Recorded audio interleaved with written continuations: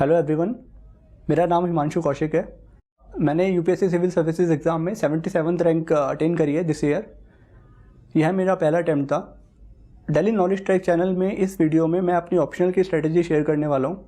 मेरा optional political science था, writing medium English था एंड मैंने पॉलिटिकल साइंस में I have scored 295 marks this year. As I said it before, ये मेरा पहला अटैम्प्ट था। यूपीएससी की प्रिपरेशन स्टार्ट करते हुए जो फर्स्ट डिफ़िकल्टी हमें आती है वो आती है ऑप्शनल सब्जेक्ट की। ये ऑप्शनल सब्जेक्ट है क्या? बेसिकली मेंस एग्जामिनेशन में जब हम प्रीलिम्स क्लियर कर लेते हैं तो मेंस का एग्ज़ाम देना होता है। उसमें टोटल 9 सब्जेक्ट्स होते हैं, जिनमें से 2 लैंग्वेज के होते हैं जो क्वालिफाइंग होते हैं, जिनके मार्क्स काउंट नहीं होते। लेकिन जो 7 सब्जेक्ट्स हैं, इंपॉर्टेंट सब्जेक्ट्स हैं, उनमें से 2 सब्जेक्ट ऑप्शनल के होते हैं। एक ही ऑप्शनल आपको सिलेक्ट करना होता है, उसके 2 पेपर देने होते हैं आपको। बाकी सारे जीएस के एग्ज़ाम्स में मार्क्स का डिफरेंस बहुत ज़्यादा नहीं रहता, but it is actually the optional that creates a difference. इसमें आप बहुत ज़्यादा स्कोर कर सकते हो, बहुत कम भी स्कोर कर सकते हो। और ये इस एग्ज़ाम की डिफ़िकल्टी लेवल बाकी सबसे डिफरेंट होती है, क्योंकि ये एग्ज़ाम पोस्ट ग्रेजुएट लेवल का होता है। ये आपकी जनरल स्टडीज़ नहीं है, ये स्पेशलाइज स्टडी है एक तरीके से। तो पहली डिफ़िकल्टी है कि आपको पता होना चाहिए कि कौन कौन से ऑप्शनल अवेलेबल हैं। फॉर एग्ज़ाम्पल मैंने कंप्यूटर साइंस इंजीनियरिंग करी है। कंप्यूटर साइंस का कोई सब्जेक्ट ऑप्शनल की लिस्ट में नहीं होता, तो I had no option but to look for another subject. सबसे पहले तो लिस्ट देखनी है सिलेबस की एंड ये देखना है कौन कौन से ऑप्शनल अवेलेबल हैं। बहुत लोग ये और लोगों की बातों में आके ऑप्शनल सेलेक्ट कर लेते हैं, तो वो गलती हमें नहीं करनी, क्योंकि हमें ही ये ऑप्शनल 1-1.5 साल तक चलाना है, इसमें पढ़ाई करनी है और इसमें अच्छे नंबर स्कोर करने हैं। तो पहली चीज़ जो देखना, वो देखना आप इंटरेस्ट है या नहीं आपका इस सब्जेक्ट में। फॉर एग्ज़ाम्पल मेरे साथ क्या हुआ था, मैंने पॉलिटिकल साइंस, ज्योग्राफी, एंथ्रोपोलॉजी, इन तीनों को जब नाम सुना, इनके सिलेबस देखे, तो मुझे इन सब में इंटरेस्ट आया। अब किसी एक को सिलेक्ट करना है, मैं 3 ऑप्शन लेके तो यूपीएससी क्लियर नहीं कर सकता। तो मैंने क्या करा कि मैंने पहले सैम्पल नोट्स उठाए इन सबके। लेट सपोज ऑप्शनल के 8 रजिस्टर हैं, तो मैंने एक रजिस्टर परचेज़ कर लिया और उसे पढ़ने की कोशिश करी कुछ दिन, 10 दिन 15 दिन आप इसमें लगाना एक्सरसाइज में। उसके बाद आपको पता लग जाएगा कि आपको एक्चुअल इंटरेस्ट किस में आ रहा है पढ़ने में। जो सब्जेक्ट आपको डायनामिक लगे, आपको लगे कि हाँ यार ये सब मैंने सुना हुआ है, या ये सब मैं पढ़ सकता हूँ, या इसकी आंसर राइटिंग भी मैं अच्छे से कर लूँगा क्योंकि मेरा इसमें इंटरेस्ट है, आप वो सब्जेक्ट चूज़ करना। सेकंड थिंग जो देखना कि स्टडी मटेरियल और गाइडेंस अवेलेबल है या नहीं। बहुत लोग कोचिंग ज्वाइन नहीं कर सकते। मैंने तो ऑप्शनल के लिए शुभ्रा रंजन मैम के पास क्लासेस लगाई थी और मेरे को एक्चुअल में उससे काफ़ी फ़ायदा हुआ।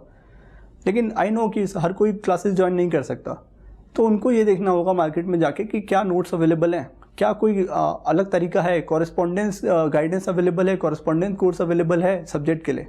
थर्ड थिंग आप ये देखना कि अगर आपने ग्रेजुएशन किसी ऐसे सब्जेक्ट में करी है जो ऑप्शनल की लिस्ट में है, फॉर एग्जांपल केमिस्ट्री में आपने ग्रेजुएशन करी है, हिस्ट्री में करी है, पॉलिटिकल साइंस में करी है, तो क्या आप उसको 1-2 साल और पढ़ना चाहते हो? क्या आपको एक्चुअल में लगता है कि जिसमें आपने ग्रेजुएशन करी है आप उसमें मार्क्स स्कोर कर पाओगे?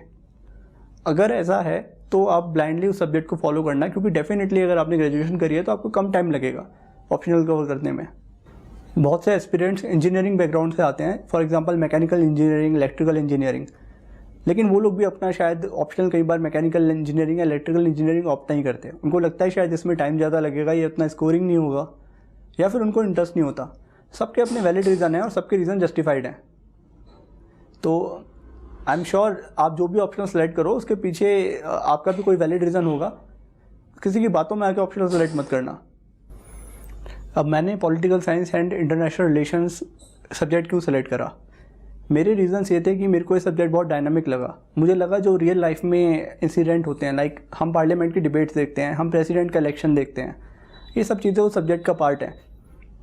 हम बात करते हैं डिफरेंट आइडियोलॉजीज़ की, राइटिस्ट, लेफ्टिस्ट, ये सब भी इस सब्जेक्ट का पार्ट है। अगेन जो इसमें पेपर 1 है that is purely on political theory and political science and Indian constitution. Paper 2 totally different paper है जो इंटरनेशनल रिलेशंस पे डिपेंड करता है, जिसमें यूएन में क्या हो रहा है, WTO में क्या हो रहा है, इंडिया के रिलेशन दूसरी कंट्रीज से कैसे हैं। मुझे ये सब काफ़ी इंटरेस्टिंग लगा। मुझे लगा कि यार इसे पढ़ के मज़ा भी आएगा। डेफिनेटली इसका ओवरलैप जीएस के सब्जेक्ट से बहुत ज़्यादा है। अगर आप पॉलिटिकल साइंस सब्जेक्ट कवर करते हो तो आपका एथिक्स का पेपर भी, कहीं ना कहीं आपका एसए का पेपर, आपका जीएस का पेपर 2, ये काफ़ी कुछ कवर हो जाता है इसी एक ऑप्शनल सब्जेक्ट की वजह से। मैं गाइडेंस के लिए शुभ्रा रंजन मैम के पास गया, मैंने उनकी क्लासेस ज्वाइन करी, क्योंकि मेरा कोई बैकग्राउंड नहीं था पॉलिटिकल साइंस में। मेरी स्ट्रेटजी यही रही कि जो भी मैम पढ़ा रही है मैं उसको अच्छे से लिखूं, रिवाइज़ करूं और कहीं ना कहीं उन पोर्शन से शॉर्ट नोट्स बनाऊं। लेकिन ये सब करने से पहले क्या करना है? सबसे पहला स्टेप है पॉलिटी की 11th और 12th की एनसीईआरटी कवर करना। ये 4 एनसीईआरटी होंगे और ये चारों की चारों बहुत इंपॉर्टेंट है, जीएस के लिए भी और ऑप्शनल के लिए भी। इसके बाद जो लक्ष्मीकांत रेफरेंस बुक है वो मैंडेटरी है, क्योंकि पेपर 1 का जो पार्ट बी है इंडियन कॉन्स्टिट्यूशन एंड पॉलिटी, उसमें ये लक्ष्मीकांत बहुत इंपॉर्टेंट है इसको पढ़ना। एक और बेसिक रिसोर्स है वो है बिपिन चंद्रा की जो हमारी मॉडर्न हिस्ट्री की बुक है एनसीईआरटी। आपको उसको भी फॉलो करना पड़ेगा, क्योंकि स्ट्रगल ऑफ इंडिपेंडेंस और उन सबसे रिलेटेड काफ़ी इवेंट्स पॉलिटिकल साइंस के सब्जेक्ट में हैं। अगर मैं ब्रॉडली कवर करूँ, पेपर को डिवाइड करूँ 2 पार्ट्स में, तो पेपर 1 जैसे हमें पता है पॉलिटिकल साइंस पे है, पेपर 2 इंटरनेशनल रिलेशंस पे है। पेपर 1 का जो पार्ट ए है पॉलिटिकल थ्योरी एंड आइडियोलॉजीज़, इसके लिए प्योरली मैंने मैम के नोट्स फॉलो करे थे और मैंने ये देखा कि मैम के नोट्स मैं रिवाइज़ नहीं कर पा रहा था बार बार। तो मैंने क्या करा, उसमें से क्रिस्प नोट्स बनाए। मतलब मैम ने अगर 10 पेज लिखवाए थे तो मैंने ट्राई किया कि मैं उसे 1 पेज में लिखूँ अपनी मैम की लैंग्वेज को ही पिक करके। जैसे मैम ने लेट सपोज मैकियावेली के ऊपर कुछ लिखवाया है और मैकियावेली के ऊपर काफ़ी सारे थिंकर्स के वो दिए हैं व्यूज़, तो मैं उन थिंकर्स का नाम और उनके व्यूज़ अलग से नोट डाउन करता रहता था, क्योंकि आइडियोलॉजी तो हमें समझ में आ जाती है किसी भी थिंकर की, बट उस पर एक्सपर्ट क्या कह रहे हैं हमें वो लिखना बहुत ज़रूरी है आंसर में। ऐसे करके मैंने पेपर 1 के पार्ट ए के शॉर्ट नोट्स बनाए। पेपर 1 पार्ट बी जो है, जो इंडियन कॉन्स्टिट्यूशन से रिलेटेड है, उसके लिए मैंने मैम के नोट्स फॉलो करे, साथ साथ मैंने जो हमारी लक्ष्मीकांत है उसको फॉलो करा। वहाँ मैंने कोई ज़्यादा नोट्स नहीं बनाए, क्योंकि ऑलरेडी मेरे पास वाजीराम के भी पॉलिटी के नोट्स थे, तो उन सबको मिक्स करके मैंने अपनी प्रिपरेशन स्ट्रेटेजी बनाई। ये बात मैं मेंशन करना चाहता हूँ कि मैंने कोई भी reference book like OP Gauba, Andrew Heywood, इनमें से कोई भी बुक फॉलो नहीं करी है पॉलिटिकल साइंस के लिए। 80% पोर्शन मैम के नोट्स से, बाकी बचा एनसीईआरटी, लक्ष्मीकांत, या इंटरनेट पे जो हमें वीडियोस मिल जाती हैं थिंकर्स के ऊपर यूट्यूब पे, या फिर जो डिफरेंट सोर्सेज हैं लाइक MEA की वेबसाइट है, वहाँ पे किसी कंट्री के बारे में लिखा हुआ है, मैंने वहाँ से फॉलो करा सब। इस पेपर में आंसर राइटिंग बहुत ज़रूरी है। इवन पेपर 1 में आपको एक्चुअल में आंसर राइटिंग के ही मार्क्स हैं सारे के सारे। तो ये सब्जेक्ट करना कैसे है, इसे मतलब स्कोर कैसे करना है? आपको इस सब्जेक्ट को जीना पड़ेगा, आपको देखना पड़ेगा, आपको फील करनी पड़ेगी वो आइडियोलॉजीज़ अपने साथ, आपको सोचना पड़ेगा उस तरीके से। अगर कोई क्वेश्चन आ रहा है तो क्वेश्चन ऐसा भी आ सकता है कि जो है तो आइडियोलॉजी के ऊपर, बट वो रिसेंट इवेंट से लिंक कर रहा है उस चीज़ को। जैसे क्वेश्चन ये भी आ सकता है कि हमने पढ़ा है राइटिस्ट आइडियोलॉजी के बारे में, but the rise of right in western world and even in India, कभी कभार इस टाइप के क्वेश्चन एग्जामिनर पुट करता है। तो आपको याद रखना है जो आपने बेसिक पढ़ा था और आपको उसे कैसे रिलेट करना है रिसेंट इवेंट्स के साथ। इसमें आंसर राइटिंग की प्रैक्टिस बहुत ज़रूरी है, लेकिन आंसर राइटिंग की प्रैक्टिस में डेफिनेटली थोड़ा टाइम लगेगा डेवलप होने में। स्टार्टिंग में जो आपको करना है, स्टार्टिंग में आपको नोट्स फॉलो करने हैं, नोट्स के रिवीजन करना है, और जब एक टॉपिक फिनिश हो जाए, लेट सपोज आपने सबसे पहले स्टार्ट करा है वेस्टर्न थिंकर्स और आपने वो टॉपिक ख़त्म कर दिया है, then you can start answer writing on this particular topics. Previous year के सैम्पल पेपर्स हैं अवेलेबल मार्केट में, आप वो फॉलो कर सकते हो। आप अपने फ्रेंड्स को दिखा सकते हो कि मैंने ये आंसर लिखा है, काइंडली रिव्यू इट, आपस में एक दूसरे के आंसर से रिव्यू कर सकते हो। तो ये स्ट्रेटेजी फॉलो करनी पड़ेगी। जो पेपर 2 है इंटरनेशनल रिलेशंस का, काफ़ी डायनामिक पेपर है और नॉर्मली क्वेश्चन जो आएंगे वो रिसेंट इवेंट्स पे ही आएंगे इसमें, क्योंकि इंटरनेशनल रिलेशंस हर रोज़ चेंज होते रहते हैं, कोई ना कोई इवेंट हो जाता है रिसेंट डेज में। इसका जो पार्ट ए है, पार्ट ए में हमें UN, WTO और जो हमारा कंपैरेटिव पॉलिटिक्स है, ये काफ़ी इंपॉर्टेंट पोर्शंस है। ये सारे के सारे पोर्शन मैंने मैम के नोट्स से ही कवर करे थे। मैं क्या करता था कि पहले मैम के नोट्स पढ़े हैं इसमें, सेकेंड टाइम मैं ट्राई करता था जब मैं नोट्स बना रहा हूँ तो मैं राइट में मार्जिन छोड़ दूँ। मार्जिन इसलिए छोड़ना ज़रूरी है कि बाद में जो एडिशनल पॉइंट्स मिले हैं हम वो ऐड कर सकते हैं। लेट सपोज मैम ने कुछ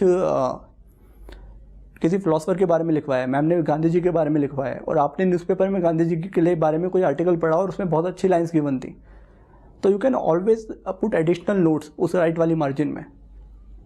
ये काफ़ी हेल्प देता है आगे और आंसर की क्वालिटी भी इंप्रूव हो जाती है इससे।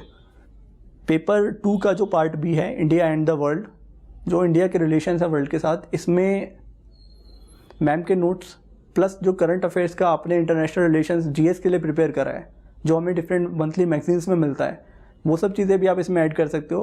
प्लस डेफिनेटली जो आप न्यूज़पेपर में पढ़ रहे हो वो सब चीज़ें आप ऐड कर सकते हो। साथ साथ जो डिफरेंट थिंक टैंक्स हैं, डिफरेंट ऑर्गेनाइजेशंस हैं जहाँ पे डिप्लोमेट्स हैं या फिर स्ट्रेटेजिक थिंकर्स हैं, उनके व्यूज़ क्या हैं। एक आप थोड़ा एक्सट्रीम व्यू उठा लेना, एक मॉडरेट व्यू उठा लेना और एक बिल्कुल ही डिफेंसिव सा व्यू उठा लेना।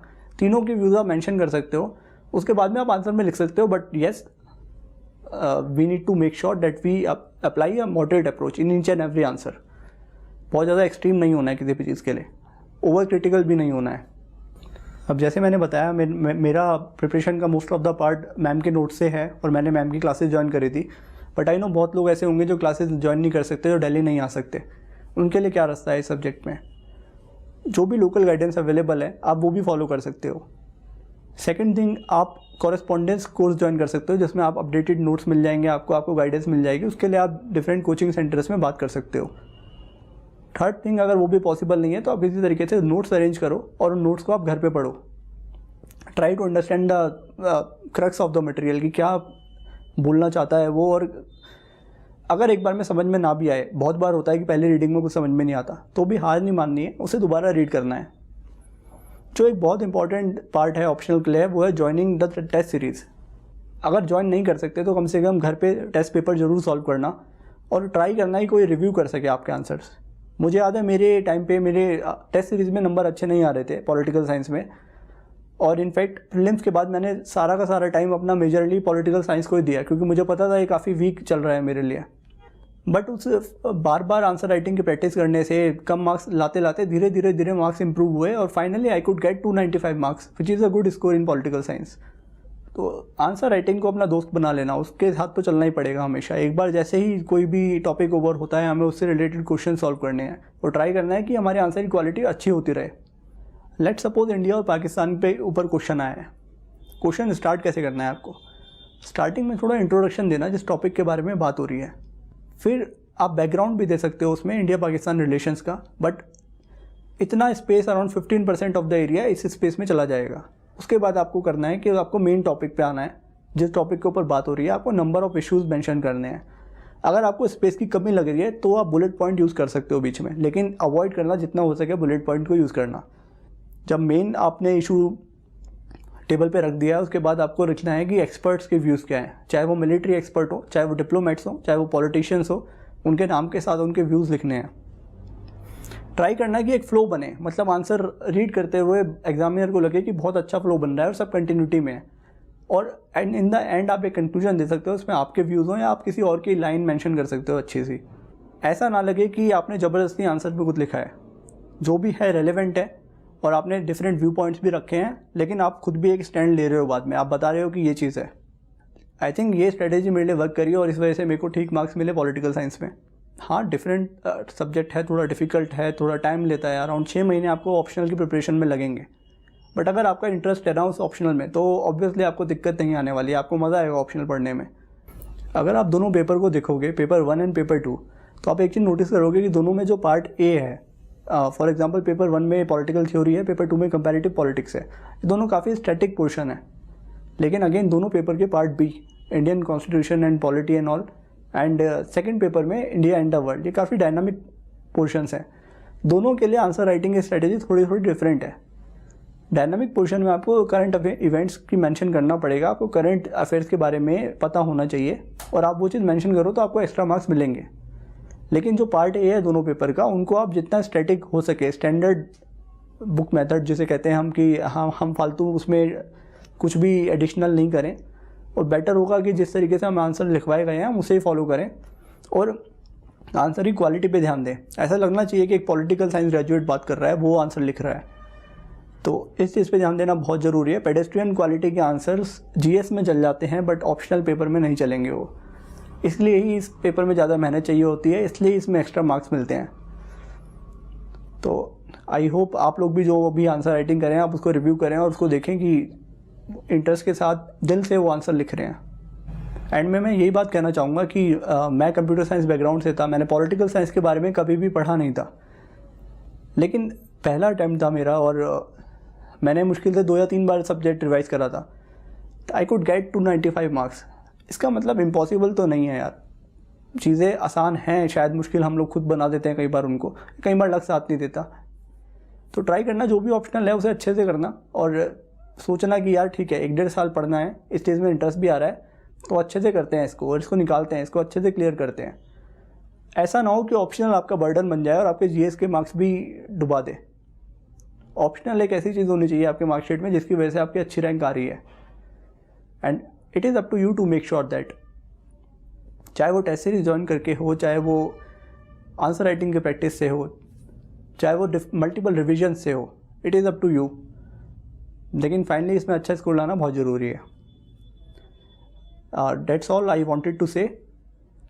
For regular updates on UPSC and different study materials, you can follow Delhi Knowledge Track channel.